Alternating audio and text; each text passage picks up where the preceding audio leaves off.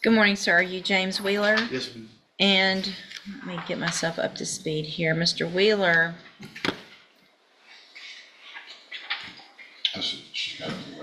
is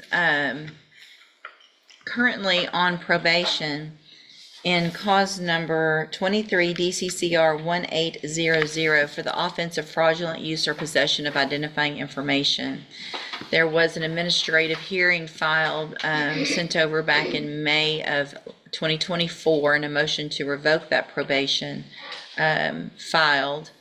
Allegations of committing the new offense of public intoxication, testing positive for methamphetamines, testing positive for amphetamines, not adhering to a curfew, being behind in his fees a little bit, and then failing to report for intake in Harden County.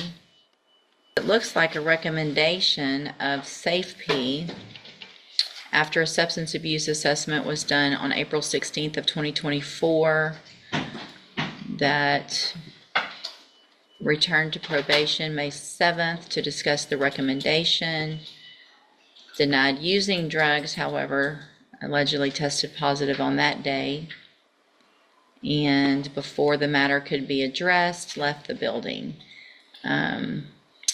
Advised his officer that he was going to make arrangements to go to his own detox program in Austin. Probation said, can't pick what you want to do. And so we're here now with the motion to revoke. Mr. Kimler has filed a motion asking that I set a bond. Mr. Wheeler is on a deferred probation, typically entitled to a bond unless there's certain findings. Actually, this is a straight probation. It's a 2/5. Okay, I've received some information that Mr. Kimler sent over. Do you have an opportunity to review that? Mr. Kimler, you may proceed. Did you want to call your client? Well, I think I'll let him decide that, Your Honor. Just speaking on his behalf, if he wants to address the court, I'll let him do that. But this is a non-violent offense. My first observation, of course, many times when I move before the court, I know that the state argues the safety of the community is paramount in consideration of the bond. I'm not trying to downplay the seriousness of fraudulent use of identifying information offense, but I would just observe to start with that it's not a crime of violence. Mr. Wheeler's struggled on probation. We want to get him back on track, and as part of that, it would be admission to bond where he could report, continue to work, hopefully not have a positive drug screen so when we come back in front of the court for a disposition of the case, the court's going to revoke him or keep him on probation and be in the best possible position to argue that he should be continued on probation. Speak up, please. So that he would be in the best possible position to ask the court to continue him on probation if he would have the opportunity to be in bond, show that he can demonstrate compliance. Okay, Mr. Nichols. If he's, whatever bond the court deems appropriate is fine by me, Judge. He just needs to monitor. He needs a drug patch. He needs to be reporting. And seems to have a problem doing those things when he was on probation before. I'll note for the court, on a separate probation, he was sent to safety in 2020. I saw that. And obviously that has not worked. So I agree it's not technically a violent offense, but his drug use is concerning, Your Honor. You want to address the court? If I may. Hold on. Raise your right hand the best you can. Do you swear or affirm the testimony you're going to give in this hearing will be the truth, the whole truth, and nothing but the truth, so help you God? I do. Okay, go ahead. I have had a history of drug use. When August 4th, my firstborn child was born, and when I heard her cry, I was done. I never touched it again. I put myself in the Franklin house as a laymaner.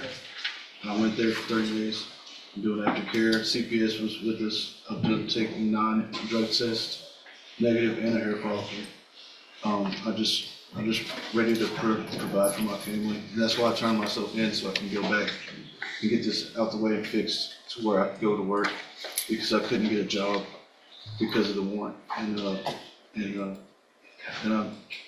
I'm really excited to be a father. It's really, I'm trying to put this on the right track so I can get moving. So one of the things I did get one of those letters is from the caseworker that had some positive things to say. So, I'll deal with the bond. I'll set one, but what's the plan? I mean, do we not want to go ahead and go through the motion while we're here, and that way we can then set it for instead of coming back? So will he waive the formal reading of the motion? So we're going to go through this motion, get pleas of true or not true to those allegations, reset it for sentencing, and then we'll talk about the bond and conditions of that in just a minute, okay? So I have in cause number 23, DCCR 1800, motion to revoke your community supervision.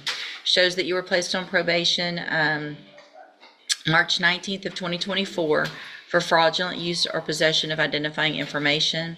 That was a 2-year term in the state jail prison that was probated for 5 years. Is that right? Yes, ma'am. It alleges you violated your probation. Count 1 alleges that you committed the offense of public intoxication March 26th of 2024. And is that true or not true? Yes. Count 2 alleges that you provided a urine sample April 16th of 2024 and May 7th of 2024 that tested positive for methamphetamines. And is that true or not true? True. Count 3 alleges that you provided a urine sample April 16th and May 7th that tested positive for amphetamines. Is that true or not true? This is huge. One by one, true, true, true. In probation court, pleading true is basically handing the judge the legal keys to revoke supervision. There's no jury, no dramatic objection, just consequences. Would you admit everything up front? And hope for mercy? Or fight it and risk worse interview? I'm sorry. True. Speak up. Count 4 alleges that you were at a location other than your residence at approximately 11:15 p.m. March 26th of 2024. And is that true or not true? Yes. True. True. Count 5 alleges that you are, as of May 7th, 2024, you were $240 behind in your fees. Is that true or not true? True. And then count 6 alleges that you failed to report to the Harden County Probation Department for your intake on April 9th of 2024. And is that true or not true? It is true, but hard True, to true with an explanation. Yeah, we'll get an explanation later. All right, so did you enter your pleas of true to counts 1 through 6 freely and voluntarily? And did you plead true to those counts because they're actually true? All right, then I'm going to find that you entered your pleas of true to counts 1 through 6 freely and voluntarily. Find those counts true. Find sufficient evidence The to twist. revoke. The judge finds sufficient evidence to revoke, and then doesn't do a tie-out. This is judicial discretion in action.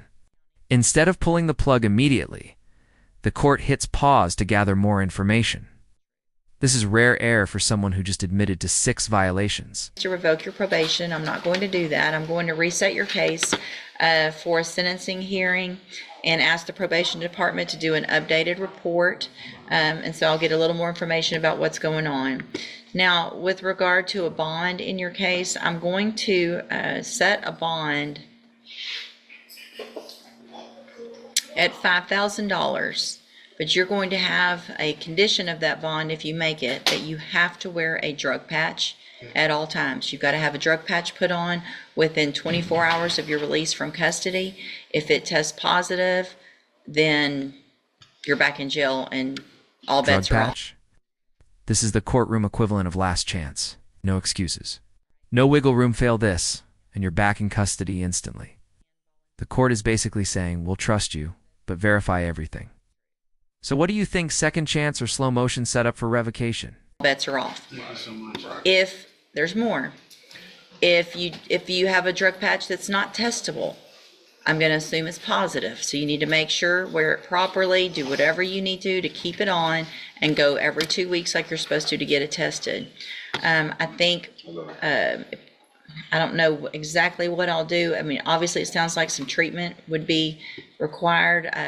Wouldn't hurt to go ahead and get started on some outpatient maybe. But we can wait, or you can go ahead, probation's here, and whatever you think is appropriate at this point while we're waiting on sentencing.